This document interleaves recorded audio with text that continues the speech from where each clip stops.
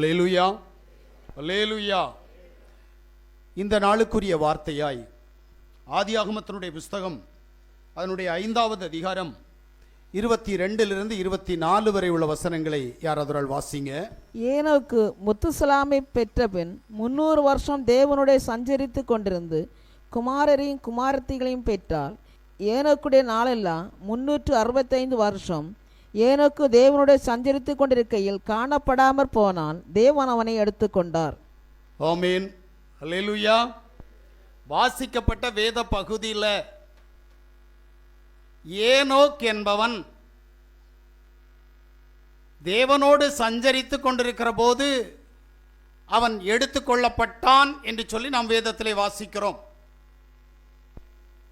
இந்த ஏனோக் ஏன் எடுத்துக்கொள்ளப்பட்டான்?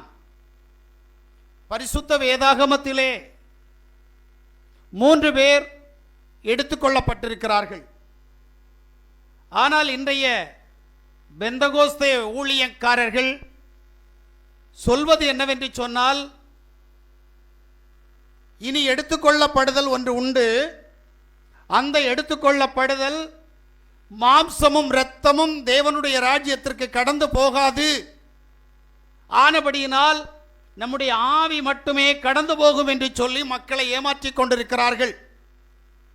ஆனால் வேத புஸ்தகம் திட்டமும் தெளிவுமாக சொல்லுகிறது, எடுத்துக்கொள்ளப்பட்ட 3 பேர் ஏனோக், எலியா, யாசுவா 3 பேருமே சரீரத்தோடு இரத்தத்தோடு தான் உடுத்திருந்த வஸ்திரத்தோடு எடுத்துக்கொள்ளப்பட்டார்கள். அதுபோல் உள்ள ஒரு நிலைமைதான் நமக்கும் கடந்து வருமே தவிர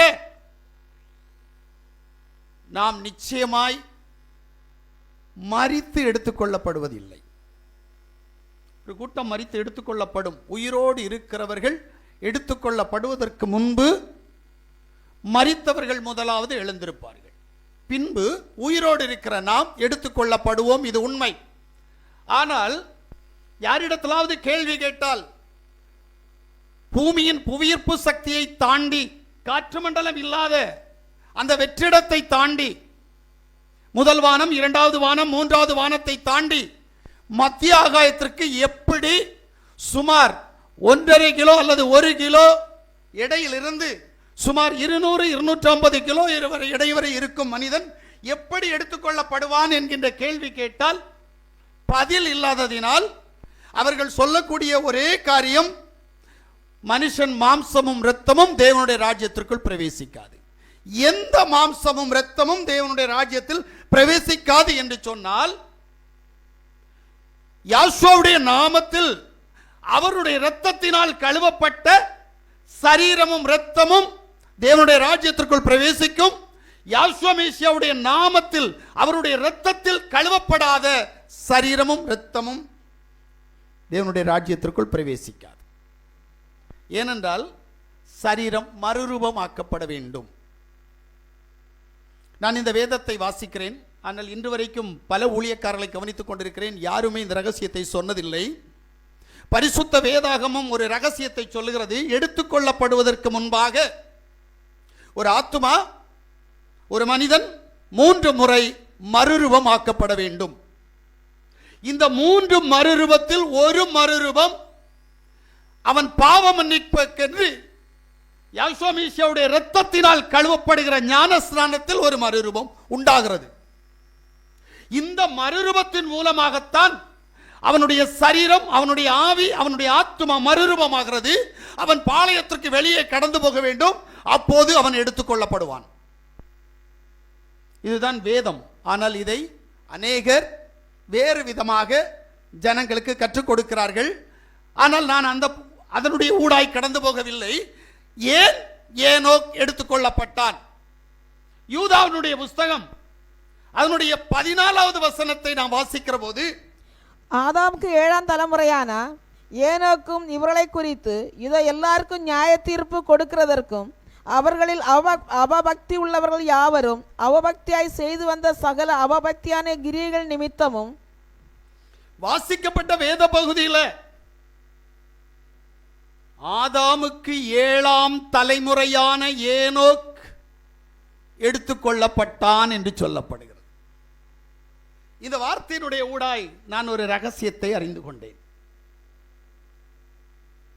என்ன அப்படின்னா, ஏன் ஆதாம் எடுத்துக்கொள்ளப்படவில்லை? ஆதாமுடைய சந்ததியில் 6 பேர் எடுத்துக்கொள்ளப்படவில்லை. ஆனால் ஆதாமோடு சேர்த்து 6 பேரும் உயிரோடு இருக்க 7வது மனிதன் எடுத்துக்கொள்ளப்படுகிறான். உங்களுக்கு புரியலன்னு நினைக்கிறேன். ஆதாமும் உயிரோடு இருக்கிறான், சேத்து உயிரோடு இருக்கிறான், ஏனோஸ் உயிரோடு இருக்கிறான், கேனான் உயிரோடு இருக்கிறான், மகலேயான் உயிரோடு இருக்கிறான், யாரேத் உயிரோடு இருக்கிறான். இவர்கள் உயிரோடு இருக்கிற போது ஏனோக் எடுத்துக்கொள்ளப்படுகிறான். அல்லேலூயா. தமிழ்ல என்ன அப்படின்னா,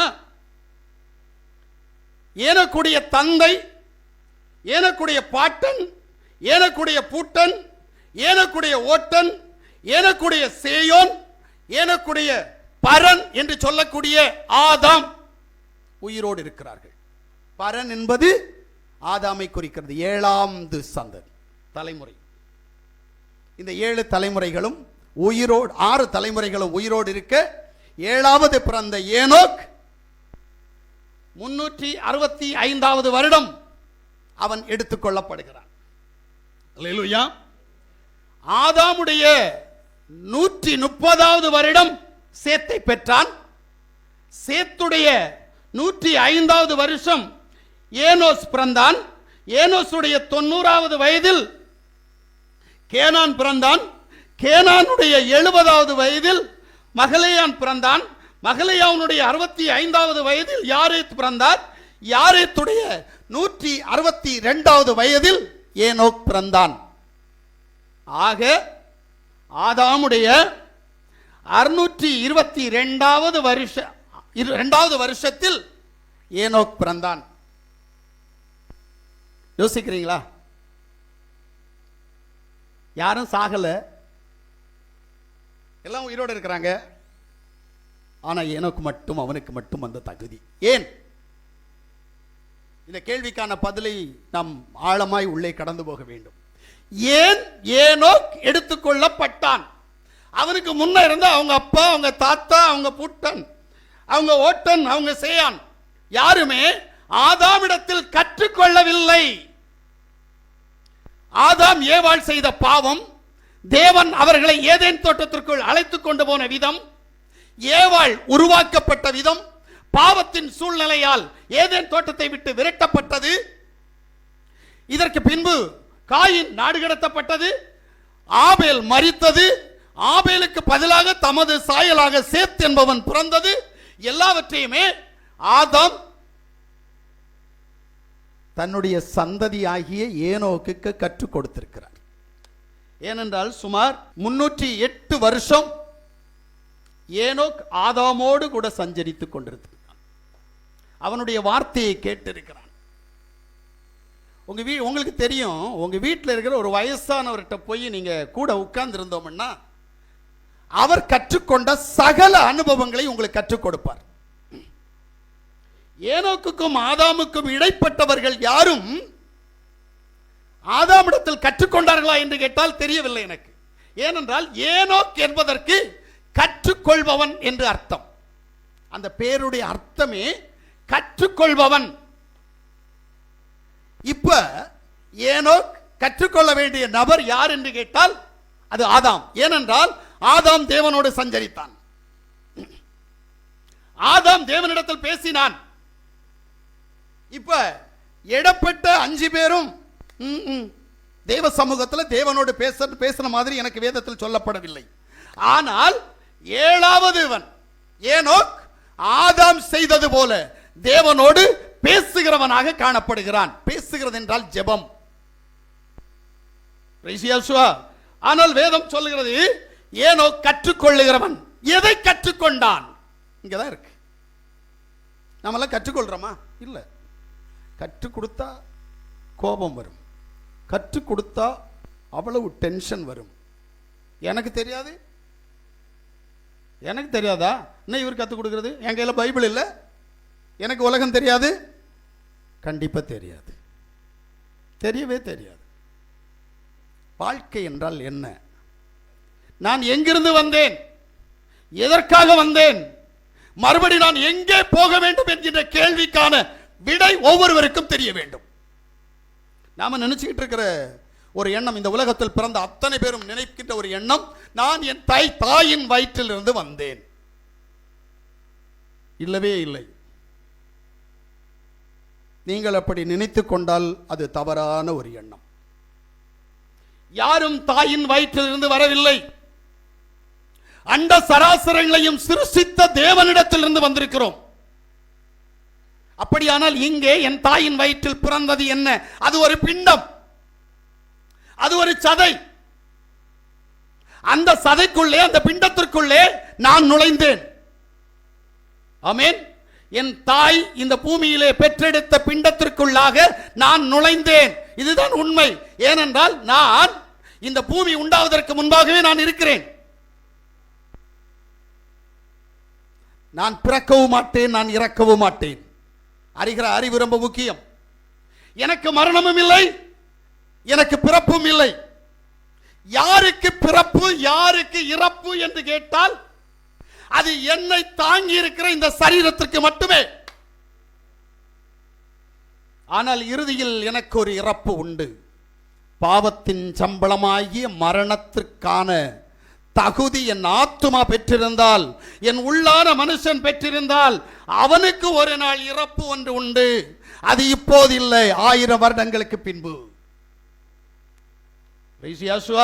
நன்றாக புரிந்து கொள்ளுங்கள். நான் மரிக்க மாட்டேன். ஏனென்றால் நான் பிறக்கவில்லை, நான் பிரவேசித்தேன். என் தாய் எனக்காக தியாகம் பண்ணி 10 மாதம் கஷ்டப்பட்டு இந்த பூமியிலே ஒரு சரீரத்தை பெற்றெடுத்தார்கள்.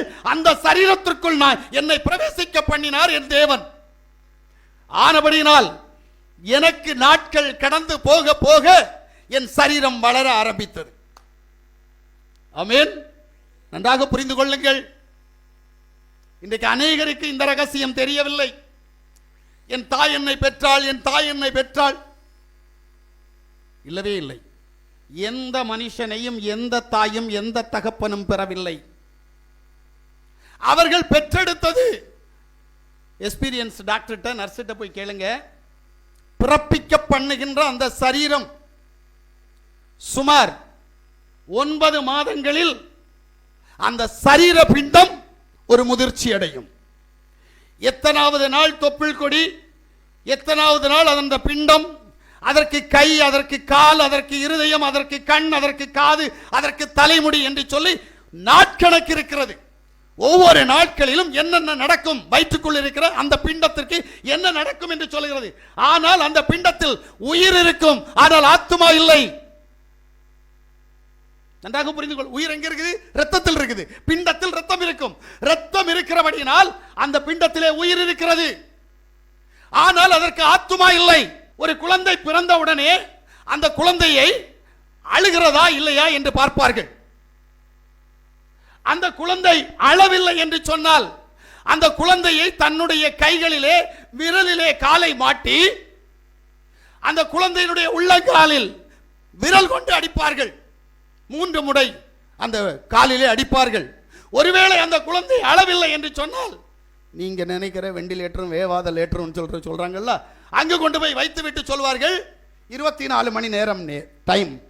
அதற்குள்ளாக இந்த பிள்ளைக்கு அழுகிற அந்த குணம், அதாவது உள்ள ஜீவன் வந்துவிட்டால் இது உயிரோடு இருக்கும். இல்லை என்றால் எங்களுக்கு தெரியாது, படைத்தவனை கேளுங்கள் என்று சொல்வார்கள். ஆனால் அந்த 24 மணி நேரத்தில் மறுபடி முயற்சி செய்வார்கள். அதனுடைய காலிலே அடித்து அதை அள வைப்பார்கள். இதுதான் பிண்டத்திற்குள் ஆத்துமா வந்ததா, ஜீவன் வந்ததா என்கின்ற அறிகுறிக்காக அதை செய்வார்கள். அப்ப நான் என் தேவனால் அனுப்பப்பட்டவன். நீங்கள் ஒவ்வொருவரும் தேவனால் அனுப்பப்பட்ட ஆத்துமாக்கள். இந்த ஆத்துமாக்கள் பிண்டத்திற்குள் இருக்கிறீர்கள். ஆனபடியினால் உங்களுக்கு பிறப்பு இறப்பு என்பது இல்லை. உங்களுடைய பிண்டத்திற்கு, அதாவது இந்த சரீரத்திற்கு பிறப்பு இறப்பு என்று இருக்கிறது. பிரைஸ் யேசுவா, அல்லேலூயா. நீங்கள் சரியாக புரிந்து கொள்ள வேண்டும். இப்ப